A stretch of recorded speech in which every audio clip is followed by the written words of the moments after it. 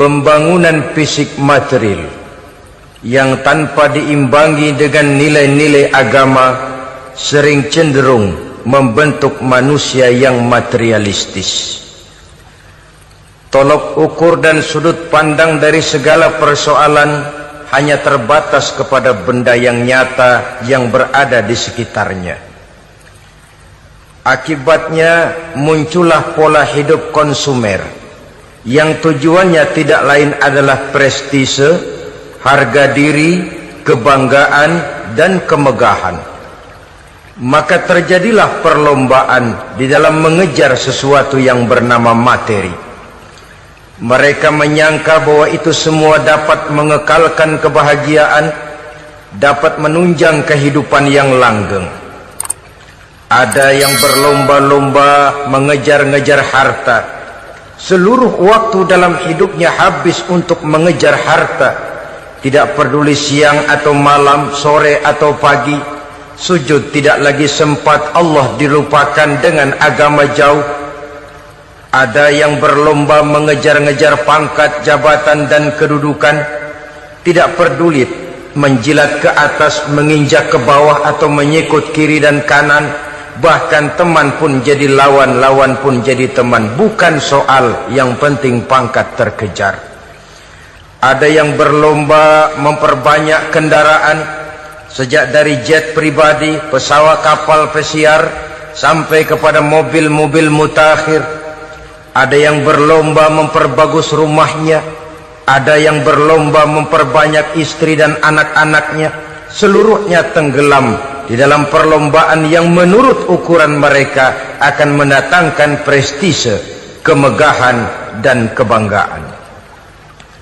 Allah Subhanahu wa ta'ala menegur, memberikan peringatan dalam surah yang pendek, yaitu surah At-Takatsur.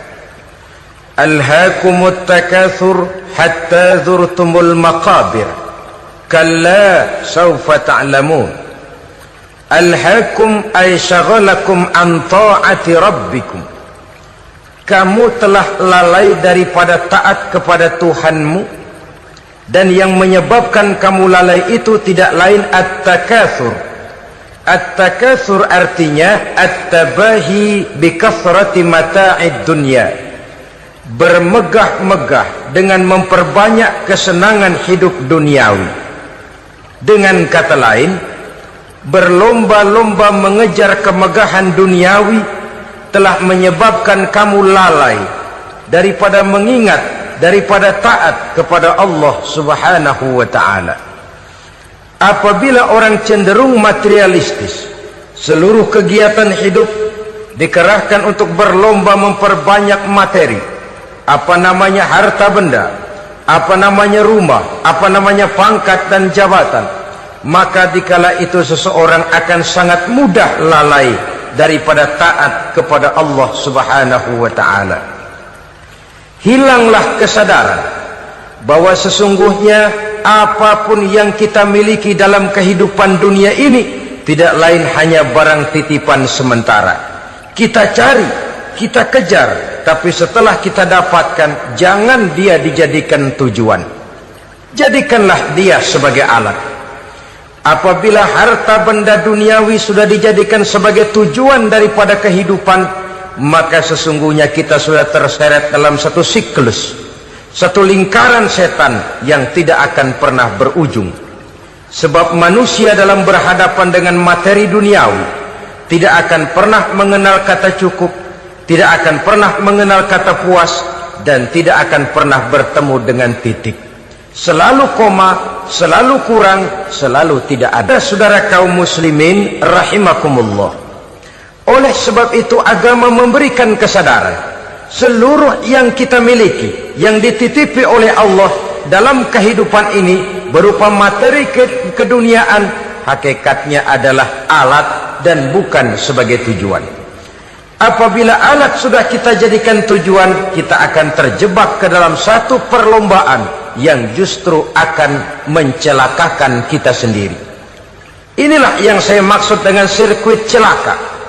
Perlombaan yang hanya membuat kita jerih, payah, keringat bercucuran, tenaga terkuras, tapi tidak akan pernah sampai ke garis finish. Karena memang tidak ada garis finishnya. Betapapun jauhnya satu perlombaan, dia mesti punya garis finish. Tapi kalau sudah at-takatsur, berlomba bermegah-megah diri, maka barangkali tidak akan pernah ada garis finishnya. Kita akan terseret dalam lingkaran setan, berputar di seputar itu tanpa tahu kapan berhenti dan di mana titiknya. Agamalah yang memberikan kesadaran. Alhaakumut takatsur, bermegah-megahan telah membuat kamu lalai daripada taat kepada Allah Tuhanmu. Semua sadar bahwa kita diciptakan tidak lain adalah untuk mengabdi kepada Allah. Nilai pengabdian ini sering lentur, nilai pengabdian ini sering luntur manakala kita sudah berlomba-lomba bermegah-megah dengan materi kehidupan dunia. Islam jelas tidak menganjurkan penganutnya jadi orang miskin. Bahkan Imam Ali karramallahu wajhah pernah mengatakan, kemiskinan bisa menyebabkan kekufuran. Ayat yang pertama turun juga kita tahu, Iqra, baca olehmu. Kan seolah-olah Quran cuma tidak langsung saja bilang, hai orang Islam, kamu jangan jadi bodoh. Kebodohan menimbulkan kemiskinan, kemiskinan mendekatkan kita kepada kekufuran. Jadi miskin sama kufur tetangga. Artinya dalam kondisi miskin, kemudi hati itu mudah terombang-ambing. Oleh sebab itu sering kemiskinan umat Islam ini dimanfaatkan oleh orang-orang lain untuk menyebarkan agamanya. Padahal agama adalah soal keyakinan yang tidak mungkin ditunjang dengan supermi, ditunjang dengan beras, pakaian, obat-obatan, beasiswa. Agama adalah soal keyakinan. Keyakinan adalah soal kebenaran, dan kebenaran itu adalah milik bersama. Tujuan diciptakannya manusia tidak lain adalah untuk melaksanakan ibadah.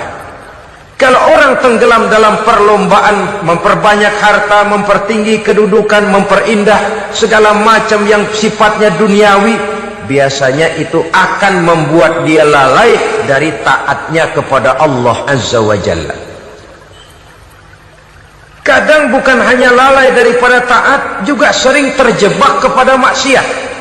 Karena kalau pola pandang dan tolok ukur sudah benda duniawi semata-mata, sangat tidak mustahil orang lalu terjebak ke dalam prinsip menghalalkan segala cara. Asal sudah tujuan tercapai, cara apapun halal. Akhirat nomor 18.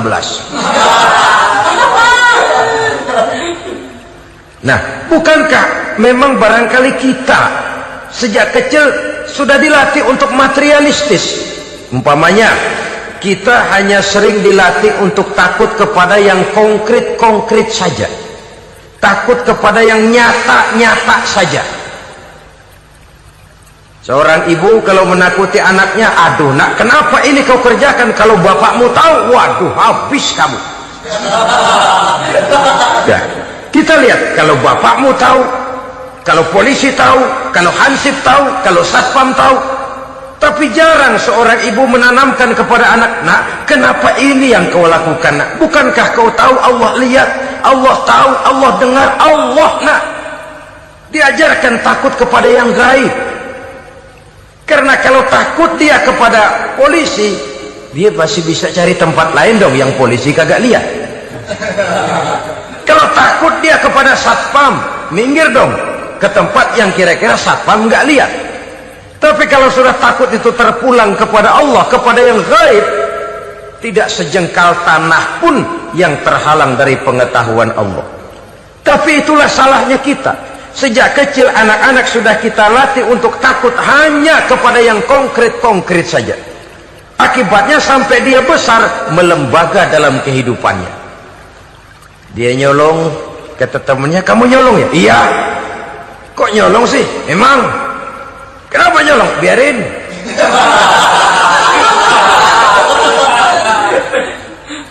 Kamu kan tahu Allah lihat? Tahu. Kenapa nyolong juga? Biarin. Asal orang jangan lihat. Kalau Allah mah lihat, dia kagak ribut.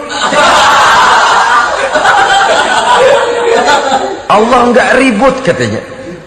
Nah, ini kan satu refleksi yang timbul daripada kenyataan. Jikalau orang hanya dijejali rasa takut kepada yang konkret-konkret saja, kepada yang zahir-zahir saja, yang akan tumbuh lalu mental kucing, sopan, tenang, kalem, ayem, nggelenggem.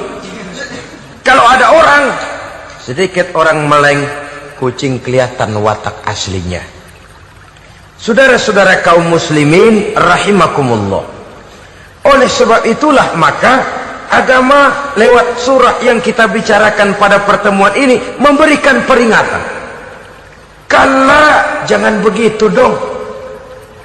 Kamu boleh mencari dunia, silahkan cari harta yang banyak, cari pangkat yang tinggi, tapi jangan itu membuat kamu lalai daripada taat terhadap Allah subhanahu wa ta'ala.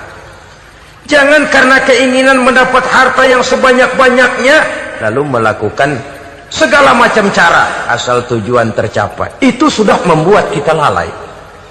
Jangan karena ingin mengejar kedudukan yang tinggi lalu jilat atas injak bawah. Nggak mempan jilat, dukun dipakai.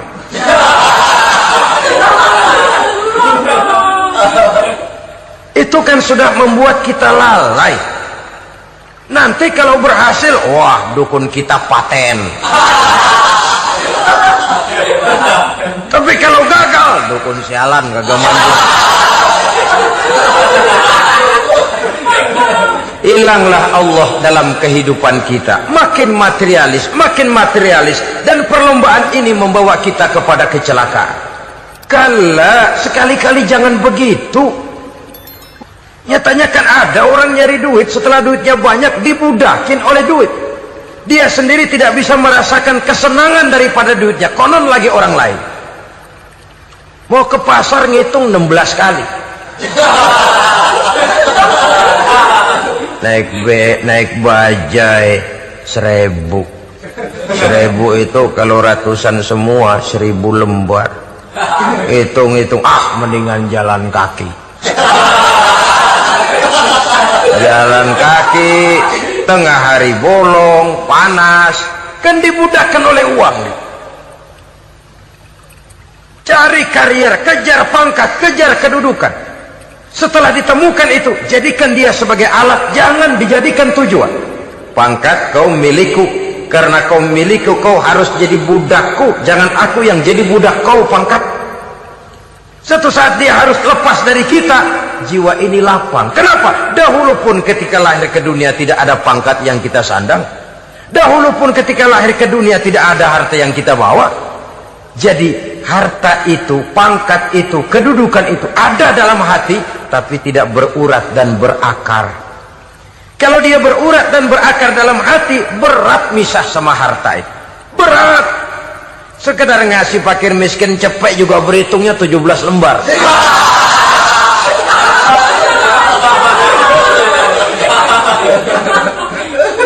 Dengar di kantornya mau ada mutasi, pindah dia dari tempat basah ke tempat kering, baru berita burung udah meriang duluan. Ini nanti bagaimana, itu nanti bagaimana, ini nanti bagaimana. Kan tidak jarang orang yang kena apa istilah kerennya zaman sekarang itu post power syndrome. Post power syndrome ini pernah dianalisa oleh Nabi. Kata beliau, irhamu salasatan minan nas, sayangilah 3 macam manusia. Siapa mereka? Pertama, azizan zallat, orang terhormat yang jatuh hina. Ini yang sering terkena post power syndrome. Biasa kemana-mana dikawal, dihormati, datang ke tempat ini protokol siap, ini serba diatur, semua serba beres. Begitu jabatan selesai atau pensiun, habis orang gak indah-indah. Dia lihat orang diemin aja, orang diemin dan orang tonton. Ini kalau nggak kuat mentalnya, itu kena post power syndrome.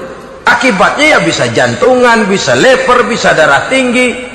Ya penyakit-penyakit yang zaman dulu kita nggak kenal. Ini kan makin banyak dokter, makin maju ilmu kedokteran, makin aneh penyakit. Saudara hadirin yang saya hormati, post power syndrome. Kena apa yang dinamakan frozen emotional attitude, tidak kuat menghadapi kenyataan. Azizan zalla, orang terhormat yang jatuh hina, itu sangat perlu dikasihani. Yang kedua, ghaniyan qad iftaqara, orang kaya jatuh miskin. Ini juga sama, biasa hidup apa ada, serba ada, lalu harus hidup apa adanya. Ini kalau kurang kuat benar-benar memble ini.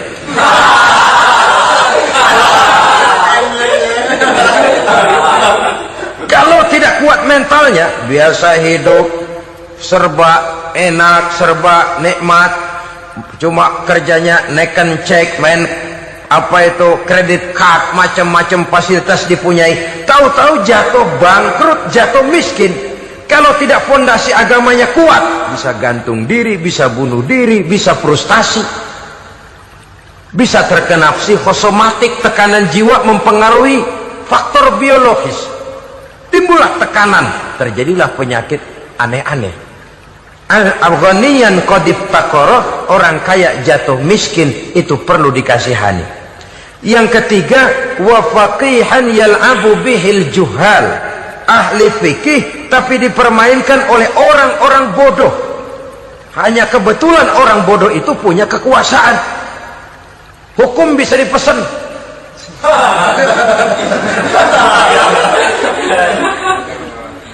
Aturannya haram, Ustaz, ada haram dikit aja dah.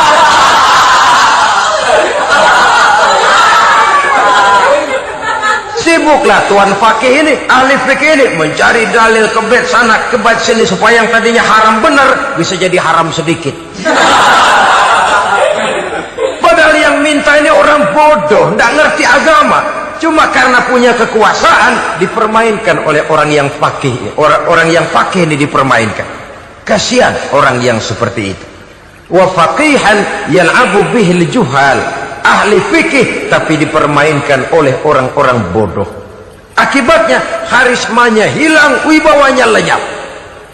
Dia menyangka bahwa dengan mengharam-haram sedikit-sedikit itu dia bisa mendapat keuntungan yang berganda-ganda, padahal akibatnya itu hanya akan membawa kecelakaan saja.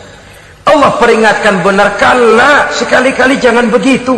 Cari uang yang banyak silahkan, ngejar kedudukan yang bagus boleh, bikin rumah yang hebat silahkan, ada kendaraan bagus silahkan, tapi jangan sampai kamu terjebak kepada sirkuit celakai, perlombaan yang tidak ada garis finishnya. Sering dicontohkan orang menghayal, melamun. Kamu kenapa nggak mau ibadah? Lah bagaimana mau sembahyang, saya di Jakarta masih ngontrak.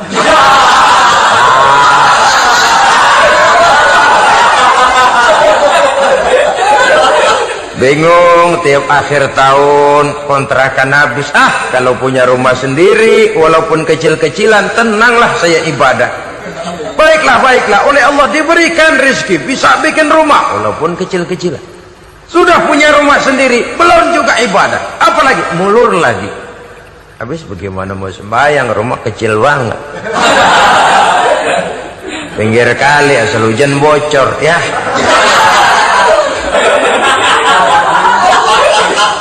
Kalau bisa punya rumah permanen, rajin dah ibadah dah. Iyalah, diberikan rezeki, bisa bikin rumah besar, kamarnya banyak, halamannya luas, kendaraan belum ada, perabotan belum lengkap. Sudah ada kendaraan, belum kayak orang-orang. Sudah kayak orang-orang, masih sama dong, kudu di atas.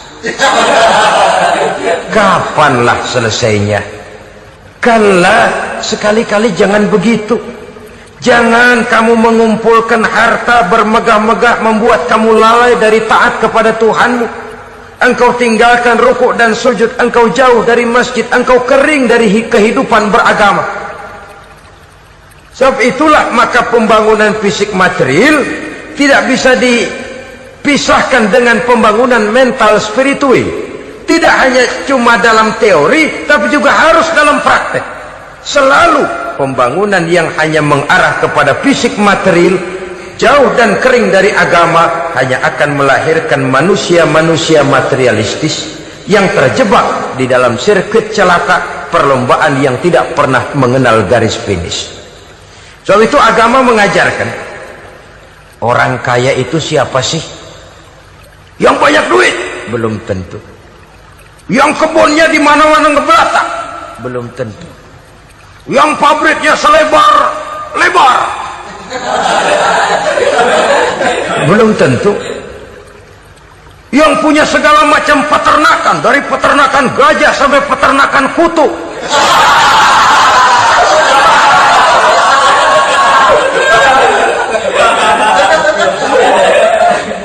Belum tentu. Agama memberikan tuntunan yang sangat luhur. Orang kaya itu adalah orang yang hidupnya cukup. Orang miskin itu orang yang selalu merasa kurang. Bagaimanapun banyak duit saudara miliki, kalau masih merasa kurang, masih miskin saudara. Saya punya uang 1.000 rupiah, Anda punya uang 1 juta rupiah. Mungkin saya lebih kaya dengan uang yang 1.000 ketimbang Anda 1 juta. Kenapa? Dalam tangan saya uang 1.000 besar, artinya sesuai dengan kebutuhan saya. Tapi di tangan Anda uang 1 juta, kebutuhan Anda lebih besar daripada itu lagi. Maka agama mengajarkan sifat qanaah, merasa cukup, dan itulah sumber kekayaan yang hakiki. Orang kaya adalah orang yang hidupnya cukup. Kalla saufa ta'lamun, jangan begitu, nanti kamu akan tahu. Summa kalla saufa ta'lamun, jangan sekali-kali begitu, suatu saat kamu pasti akan tahu. Kalla law ta'lamuna ilmal yaqin thumma latarawunnaha 'ainal yaqin thumma latus'alunna yawma idzin 'anil na'im. Nah, kapan perlombaan ini akan menyadarkan orang biasanya?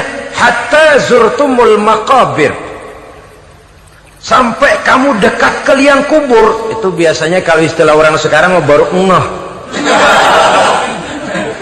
Asal sudah napas sampai tenggorokan disambung dengan selang, sudah Senin Kemis dibantu dengan alat picu jantung, gerak gerak gerak gerak, sudah kayak orang mau gergaji kayu.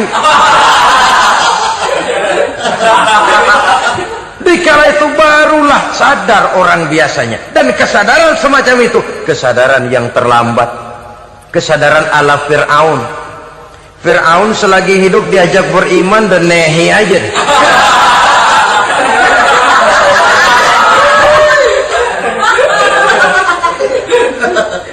Tapi ketika dia tenggelam di lautan merah bersama seluruh tentaranya, dikala napas hampir terputus, keluar ucapannya, amantu bi Rabbi Musa wa Harun. Aduh, kalau begini mah saya juga percaya kepada Tuhannya Musa dan Harun. Saya beriman kepada Allah. Lagi timbul tenggelam mau sekarat baru beriman. Hatta zurtumul maqabir, kamu telah lalai dari sebab bermegah-megah sampai kamu masuk ke liang kubur, dekat ke liang kubur. Kalimat zurtum di sini menjelaskan bahwa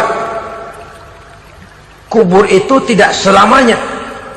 Zurtum itu dari kalimat zara yazuru, berziarah. Orang berziarah kan sebentar. Ke kubur itu sama dengan berziarah kita di situ. Sebentar, tidak akan selamanya, tidak akan kekal dalam kubur. Bahwa kubur itu cuma satu halte dari sekian halte yang harus kita jalani. Hatta zurtumul maqabir ay mutum wa dufintum fil kubur, sampai kamu mati dikubumikan dalam kubur, barulah kamu sadar bahwa perlombaan itu hanya sia-sia, bahwa perlombaan itu tidak akan pernah mengenal garis finish, bahwa perlombaan itu akan membuat kamu celaka. Begitulah umumnya kebanyakan orang yang terjebak ke dalam paham materialis, baru menyadari kesalahan langkahnya pada saat napas sudah sampai di tenggorokan. Ternyata uangnya yang miliaran rupiah tidak sanggup menyambung nafasnya. Ternyata kendaraan yang serba mewah berkilat tidak sanggup meneruskan kehidupannya. Ternyata pangkat jabatannya yang tinggi yang membuat dia menyebabkan temannya jadi lawan, lawannya jadi teman, tidak akan sanggup menghentikan sang malaikat maut. Kalau keadaan sudah begitu, baru sadarlah kita terlambat. Karena saat seperti itu akan dihadapi oleh setiap orang. Kalah, jangan begitu. Sadarlah kamu bahwa kalau sudah dekat ke liang kubur kamu baru insaf, itu terlambat. Sebelum nafas sampai di tenggorokan, pintu tobat masih selalu terbuka. Tapi manakala nafas sudah sampai di tenggorokan, tertutuplah pintu tobat untuk orang yang bersangkutan. Oleh sebab itu, perlombaan dengan bermegah-megah terhadap materi duniawi, tolok ukur dan pandangan hidup yang terbatas kepada wujud benda semata-mata, memang sering menyebabkan orang lalai, sering menyebabkan orang lupa diri, tidak sadar tentang hakikat yang terpenting dari kehidupan ini, yaitu tentang dari mana dia datang, di mana dia sekarang, dan kemana dia akan pulang. Sungguh, ilmu pengetahuan tidak akan pernah mampu menjawab persoalan ini. Sungguh, filsafat juga tidak berdaya menghadapi pertanyaan seperti ini. Hanya agama yang mampu memberikan kepastian batin tentang hakikat dari mana kita datang, di mana kita sekarang, dan kemana kita akan pulang. Makin kita renungi pertanyaan ini, makin kita menemukan diri sendiri. Dan makin kita menemukan mengenal diri sendiri, kita akan semakin mengenal Allah subhanahu wa ta'ala. Semakin kita mengenal Allah, maka akan semakin terpanggil kita untuk dekat dengannya, mentaati segala perintahnya, dan berupaya menjauhi segala yang dilarangnya. Dengan demikian selamatlah kita dari satu perlombaan yang hanya akan menyeret kita kepada menghalalkan segala cara, jauh dari agama, jauh dari Allah, bahkan jauh dari sesama manusia. Karena umumnya perlombaan seperti ini akan cenderung melahirkan manusia yang egois. Muslimin rahimakumullah. Lebih jauh, mari kita mengikuti peringatan Allah dalam surah Al-Munafiqun ayat 9. Di sini Allah Subhanahu wa taala mengingatkan, A'udzu billahi minasy syaithanir rajim. Ya ayyuhalladzina amanu la tulhikum amwalukum wala auladukum an dzikrillah wa may yaf'al dzalika fa ulaika humul khasirun. Hai orang-orang yang beriman, jangan sampai hartamu dan anak-anakmu melalaikan kamu daripada mengingat Allah. Wa may yaf'al dzalik, barang siapa yang melakukan hal seperti itu, fa ulaika humul khasirun, maka merekalah sesungguhnya orang-orang yang merugi. Rugi dunia, rugi akhirat. Disebutkan di sini dua hal yang sering menyebabkan kita jadi lalai. Amwal dan aulad. Harta dan anak-anak. Materi dan keluarga. Perlombaan di dalam mengumpulkan materi sering menyebabkan kita menjadi lalai. Begitu juga amanah berupa anak ini sering kita lalaikan atau sering membuat juga kita menjadi lalai. Kita lalaikan dalam arti bahwa keduanya, baik harta baik anak, merupakan amanah dari Allah. Setiap orang tua akan dimintakan pertanggungan jawab. Apabila kita lalaikan amanah ini, maka resikonya akan kembali juga kepada kita.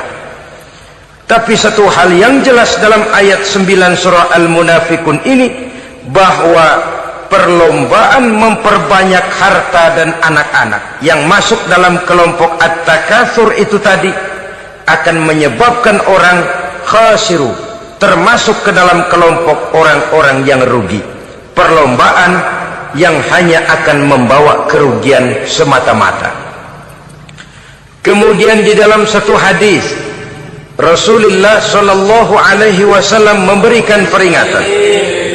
Beliau bersabda, "Iza azzamat ummati dinaran wa dirhaman, nuzi'at minha haibatul Islam, wa iza tasabat ummati saqatat min ainillah, wa iza turikatil amru bil ma'rufi wan nahyu 'anil munkari hurimat 'alaihim barakatul wahyi. Ada 3 hal yang kalau kita kerjakan akan menimbulkan 3 macam akibat di dalam hadis ini. Pertama, iza azamat ummati dinaron wa dirhaman. Apabila umatku sudah mengagung-agungkan dinar dan dirham, artinya kalau umatku sudah jatuh menjadi umat yang materialistis, segalanya diukur dari dinar dan dirham. Dinar dan dirham ini kalau bahasa Inggrisnya dokat.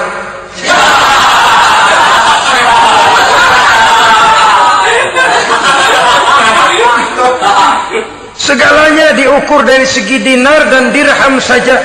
Nuzi'at minha haibatul Islam, akan dicabutlah kehebatan Islam dari mereka. Memang ada kalanya kita berkata bahwa tanpa uang kita tidak bisa berbuat apa-apa. Tapi kalau itu dijadikan landasan dari segala sesuatu, itu yang dijadikan ukuran, itu yang dijadikan tujuan, kita hakikatnya sudah gagal sebelum melangkah. Apapun saja profesi kita, apabila sudah menjadi pendewa dinar dan dirham, akan hilanglah kehebatan Islam, akan dicabut kehebatan Islam itu. Umat Islam bisa dibeli, ulama bisa dikontrak, kiai bisa dicarter. Saudara hadirin ma'asyiral muslimin rahimakumullah, apabila umatku sudah membesar-besarkan dinar dan dirham, bermegah-megah dengan itu, berlomba-lomba memperbanyak itu yang menjadi tujuan dan tolok ukur dari segala kegiatan, nuzi'at minha haibatul Islam, akan dicabutlah kehebatan Islam. Hilang itu wibawa. Walaupun dia bernama umat mayoritas dalam jumlah, tetapi dia minoritas dalam peranan. Mayoritas dalam bilangan, tapi minoritas dalam percaturan kegiatan hidup ini. Kita ingat di zaman pengembangan Islam di masa Rasulullah sallallahu alaihi wasallam, mereka berlomba-lomba mengorbankan dinar dan dirhamnya untuk kepentingan agama, bukan mengorbankan kepentingan agama untuk mencari dinar dan dirham. Kita di zaman sekarang sering terjadi penjungkiran nilai, terbalik yang kita amalkan. Nabi Ibrahim mengorbankan putranya Ismail untuk kepentingan agama.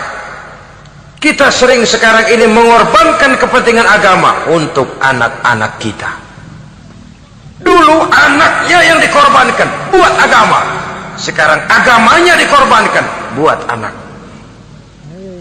Dulu dinar dan dirham dibelanjakan untuk menopang agama, sekarang agama dijadikan alat untuk mencari dinar dan dirham. Saudara-saudara kaum muslimin rahimakumullah, memang apabila dinar dan dirham digunakan untuk penyangga perjuangan, itulah idealnya. Saya katakan tadi, dinar, dirham, uang, dunia cuma sekedar alat, bukan sekedar tujuan. Kita memerlukan alat ini. Membangun pesantren tidak cukup dengan semangat, membangun rumah sakit Islam tidak cukup dengan pidato, membangun masjid tidak cukup dengan semangat menggebu-gebu. Kita perlu semen, kita perlu pasir, kita perlu batu kali, kita perlu besi, dan itu semua beli. Tidak turun dari langit seperti turunnya embun di waktu pagi. Tidak mungkin rumah sakit Islam muncul ke permukaan hanya dengan simsalabim abrakadabra.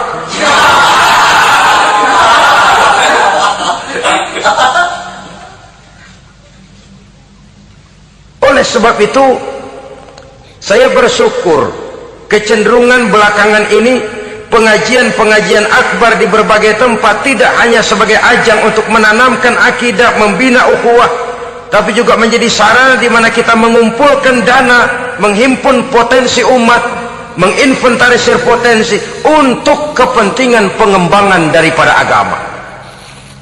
Meskipun ada 1-2 orang yang salah paham tentang ini, sampai kemudian saya mendapat satu merek yang cukup tidak enak untuk didengar, mengkomersilkan pengajian katanya, karena memang ada pengajian yang menggunakan sistem karcis, sebenarnya juga tidak etis.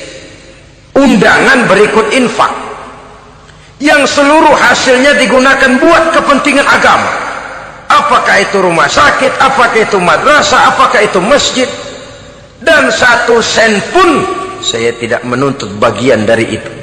Saya malah berprinsip sepanjang saya masih laku untuk dijual dan itu memang buat kepentingan agama, persilahkan jual saja, asal buat masjid, pesantren, madrasah, rumah sakit Islam, kegiatan syiar dan dakwah, silakan.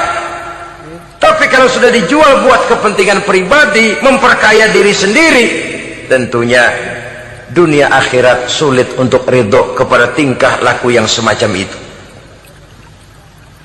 Kita memerlukan dana, umat di daerah membangun memerlukan dana, dan dana itu tidak hanya datang begitu saja. Kita bersyukur bahwa untuk menghadiri pengajian sekarang ini orang mau mengeluarkan uang, mau memberikan infak dengan ikhlas, tidak dengan keterpaksaan. Kenapa tidak? Sehingga ini lalu diinventarisir untuk kepentingan pembangunan agama. Ratusan juta rupiah terkumpul dari pengajian-pengajian rutin ini, pengajian-pengajian akbar ini. Puluhan masjid terbantu, rumah sakit Islam terbantu, musola selesai. Ya walaupun tidak lalu semuanya beres, tapi gemaknya itu sudah cukup menyentuh untuk menyadarkan orang bahwa harta baru kekal kalau dia sudah dibelanjakan di jalan Allah. Nah, yang celaka kalau dinar dan dirham itu yang dijadikan tujuan. Mengadakan pengajian semata-mata untuk cari uang, uangnya buat kantongnya dewe. Itu yang membuat dicabutnya kehebatan Islam itu. Segalanya diukur dari sudut itu. Sehingga ketika seseorang datang bertanya tentang hal-hal yang berkaitan dengan ini, maka hal semacam ini sesungguhnya satu nikmat yang perlu kita syukuri sepanjang menginventarisir potensi umat benar-benar digunakan buat kepentingan daripada agama kita. Jadi peringatan tegas dari Nabi ini, iza azzamat ummati dinarun wa dirhaman nuzi'at minha haibatul Islam. Apabila umatku sudah mengagung-agungkan dinar dan dirham, maka akan dicabutlah kehebatan Islam dari tengah-tengah mereka. Remeh saja orang memandang kita, enteng saja orang memandang kita. Satu. Yang kedua, jatuhlah mereka dalam pandangan Allah. Kalau sesama umat ini sudah saling menjelekkan, apakah yang menjelekkan itu lebih bagus dari yang dijelekkan di hadapan Allah? Dua-duanya sama rendahnya. Pribadi saya mungkin puas kalau saya bisa menghantam saudara di depan umum, menjelek-jelekkan nama saudara. Tapi lebih baikkah saya dalam pandangan Allah sama rendahnya dengan orang yang saya jelekkan? Itu pun kalau yang dijelekan benar-benar jelek. Kalau cuma sekedar fitnah, wah lebih celaka lagi nasib si orang itu tadi. Ini artinya menyadarkan kita bahwa umat ini sudah diikat dengan akidah. Beraneka ragam kita, tapi harus ada kebersamaan. Berbeda kita, tapi harus satu, sebagai satu ummatan wahidah, satu umat yang satu. Oleh sebab itu, persamaannya lah yang harus kita angkat ke permukaan, bukan perbedaannya yang kita perbesar. Sudah datang waktunya umat Islam bangun dari tidurnya, jangan lagi dibuai oleh irama mayoritas. Sudah lewat masanya kita bertengkar karena persoalan-persoalan kecil yang tidak prinsip. Sudah datang waktunya umat Islam bersatu, menyusun saf yang lebih lurus oleh karena ia dihadapkan kepada tantangan-tantangan yang tidak semakin ringan. Kalau kita bertengkar dengan kita, kalau kita saling mencaci sesama kita, bukankah Yahudi tepuk tangan? Bukankah Nasrani menari-nari? Bukankah pihak ketiga akan menangguk di air keruh? Dan kerugian akan terpulang kepada kita semua. Tapi inilah realita, bahwa yang kita hadapi ini sesungguhnya musuh kita di luar kita, bukan di dalam kita. Apakah itu kemiskinan, kebodohan, maksiat, munkarat, ketidakadilan, kezaliman, kesewenang-wenangan, dan lain sebagainya. Yang musuh jadikan musuh, yang teman mari kita rangkul. Jangan terbalik, teman dimusuhi, musuh malah dirangkul. Maka berpesta poralah musuh-musuh Islam ini. Saudara-saudara kaum muslimin rahimakumullah, Nabi memperingatkan dengan tegas, wa iza tasabat ummati saqatat min ainillah. Jikalau umatku sudah saling mencaci maki, sudah saling berbantah-bantahan, jatuhlah mereka dalam pandangan Allah. Satu ayat menjelaskan jangan sebagian kamu meremehkan, yaskhar, mengecilkan, menganggap enteng orang lain. Boleh jadi yang dihina, diremehkan, dianggap enteng itu nilainya lebih bagus daripada yang menganggap enteng. Hakikat segala sesuatu itu cuma kembali kepada Allah. Di sanalah penilaian finalnya. Manusia hanya melihat yang zahir. Makin banyak harapan hidup ini kita gantungkan kepada manusia, makin banyak kita harus bersiap untuk kecewa. Saudara-saudara kaum muslimin rahimakumullah. Kemudian yang ketiga peringatan dari baginda Nabi, wa iza turikatil amru bil ma'rufi wan nahyu 'anil munkari hurimat 'alaihim barakatul wahyi.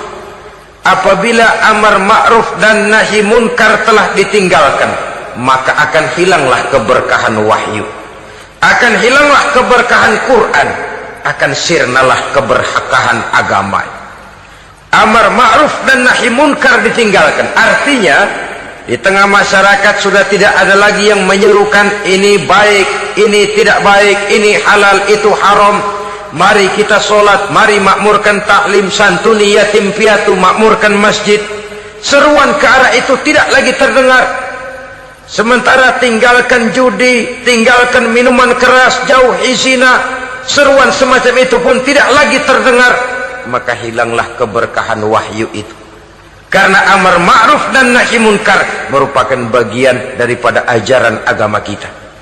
Menjadi sponsor dari segala macam kebajikan dan menjadi penghalang daripada segala macam kemunkaran sesuai dengan batas kemampuan yang kita miliki masing-masing. Nah, saya kembali kepada persoalan pokok di awal pembicaraan tadi. Bagaimana jalan keluarnya? Jalan keluarnya tidak lain adalah upaya. Bagaimana kegiatan yang sifatnya fisik material ini diimbangi dengan kegiatan yang bersifat mental spiritual. Upaya menghidupkan majelis-majelis taklim, upaya memakmurkan masjid-masjid sebagai laboratorium rohani untuk mewujudkan keseimbangan dalam pola pikir yang akan berlanjut dalam gerak hidup yang kemudian akan tertuang dalam segala perbuatan manusia.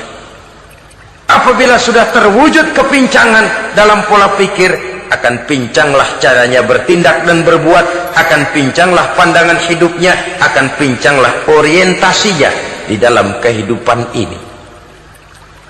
Oleh karena itu, Islam dalam berbagai aspek kehidupan mengajarkan sistem keseimbangan.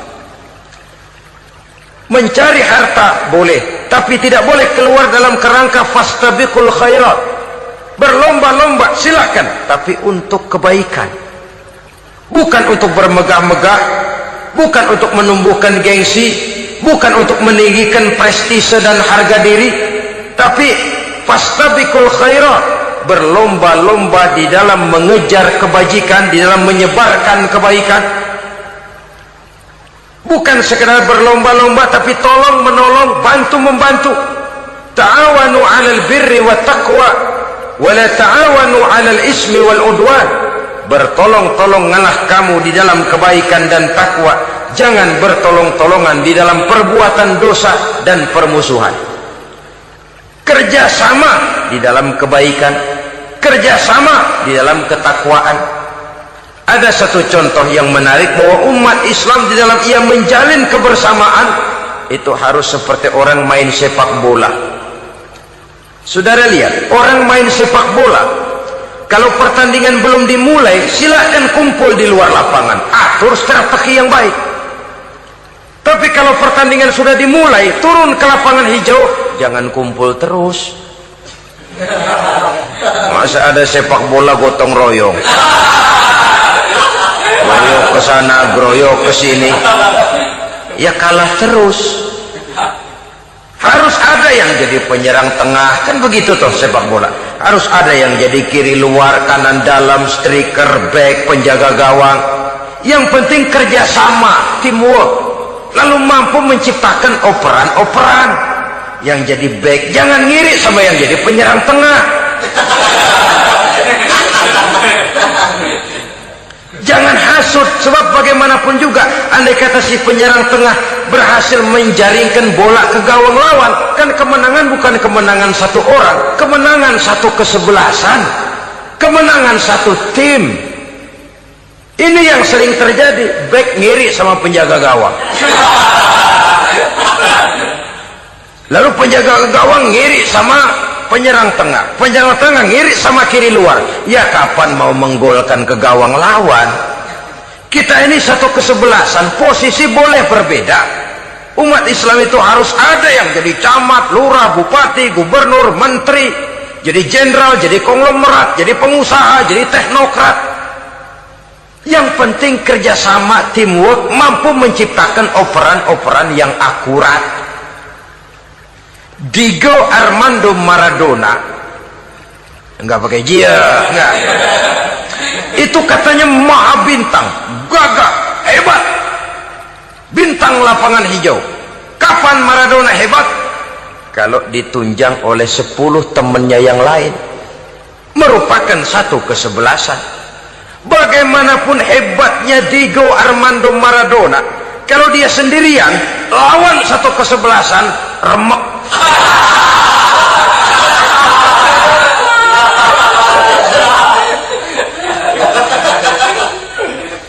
Dia hebat, dia jenius, dia maha bintang karena dapat operan dari teman-temannya. Bukan jegalan, operan. Jadi oleh sebab itu bagaimana kita menciptakan operan-operan akurat yang akan melahirkan kebersamaan di tengah-tengah umat. Artinya satu contoh saja, misalnya seorang pengusaha besar, oleh karena kesibukannya di dunia bisnis, tidak perlu jadi ketua pembangunan musola, tapi kalau ada musola belum selesai, operan. Operannya itu yang penting. Apa yang dioper itu? Semen, apa batu kali, apa besi, yang penting operan. Operannya akurat. Kadang-kadang ada terjadi juga frustasi ngelihat lawan kesebelasannya terlalu kuat, ngoper ke gawang sendiri, jebol. Kan sering terjadi begitu. Muslim didukung oleh umat Islam, ketika punya posisi menguntungkan malah mempersulit Islam. Ini kan ngoper ke gawang sendiri, bunuh diri namanya. Boro-boro jebolin gawang lawan, asal jangan bunuh diri juga lumayan. Jadi kalau saja kita mampu menciptakan kebersamaan seperti ini, baju boleh berbeda. Seorang muslim boleh dibungkus baju ABRI, boleh dibungkus baju dokter, boleh dibungkus baju teknokrat, boleh dibungkus baju konglomerat, sekedar baju. Tapi kalau terbukalah baju itu, kelihatan dadanya, terbersit nilai imannya, meresap sampai ke tulang sumsumnya. Dan pada saat Islam dikuti-kuti, akan timbul kecintaannya, akan timbul, saya muslim dan saya bangga dengan Islam saya. Saya muslim dan saya mau berbuat untuk Islam saya. Saya muslim dan saya siap mati untuk Islam saya. Dengan baju apapun dia terbungkus, kalau roh, jiwa dan semangat semacam ini tertanam, saya yakin kita umat Islam akan mampu berbuat lebih banyak dengan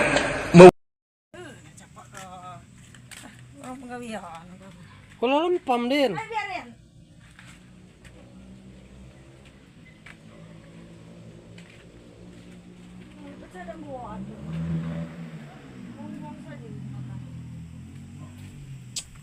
Sehari ini aneh di video nih.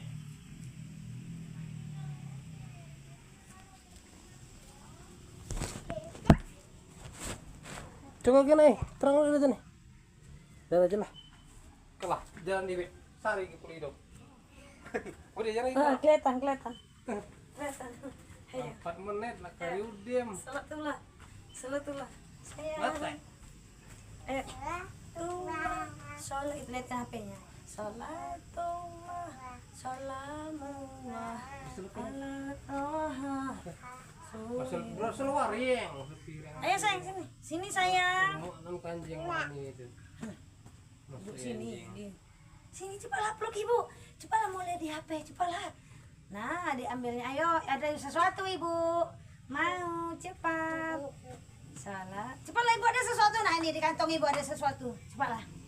Ibu ada kue, cepatlah. Kamu itu. Sayang, cepatlah. Ada kue, ibu cepatlah sini. Waring lah. Iya, pelan-pelan. Sini sayang, peluk ibu. Nah, makan dulu. Baran cium ibu. Nah, peluk ibunya di lehernya. Sayang, cintaku. Peluk, sayang ke wajah ibu. Sayang, lagi dari kening. Mana kening? Nah, dari kepala sayang ke bawah. Mama pipi, Bu. Nah, dadah. Sampai jumpa. Baik, ibu mau sholat. Nah, dadah ke sana. Dadah. Sampai jumpa.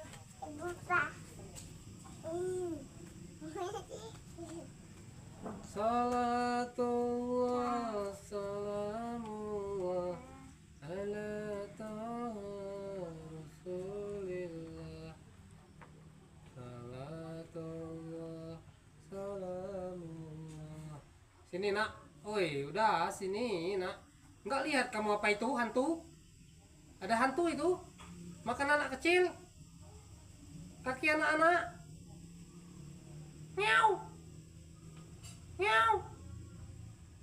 Ambillah baran itu. Ada kakinya itu, ada kakinya baran. Ih, sembunyi. Diam. Sini kakinya sembunyi. Diam barannya. Tadi kamu lihat di mana hantunya? Di sana. Makanya di sana. Nanti gigitnya kamu kaki anak-anak. Mau kamu? Itulah sembunyi deket-deket sama bapak kalau udah mau malam kayak gini. Banyak hantu. Kakinya sembunyi, tangannya sembunyi. Nanti hilang nanti. Nah kan, nih suara itu. Suara hantu itu.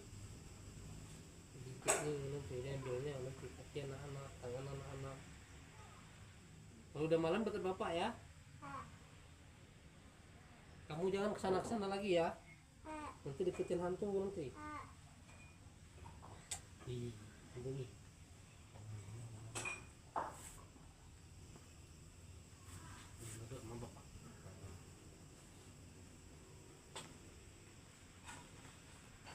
Nah, tolak ke batu temen-temennya, kebar. Biarin aja, pagi dong, barusan ke situ. Dulu kok kore wareng, apa cak masangkannya malam ini? Ya, Memang ada kaku. apa di dulu kemarin lah? Dulu kemarin.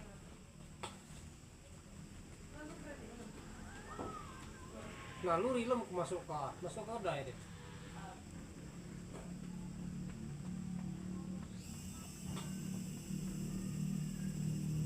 Lu saja, masuk ke saja ini ya. Pala dulu. Ah. Kira kalau bareng-bareng ikut jalan masuk ke kedai.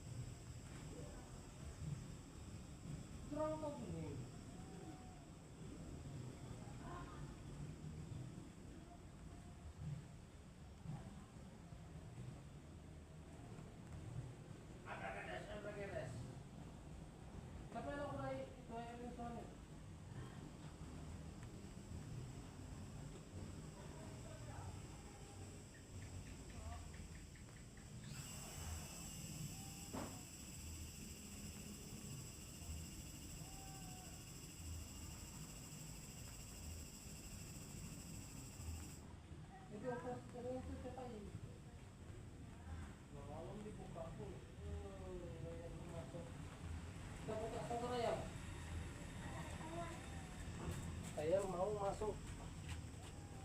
Ayo mau masuk.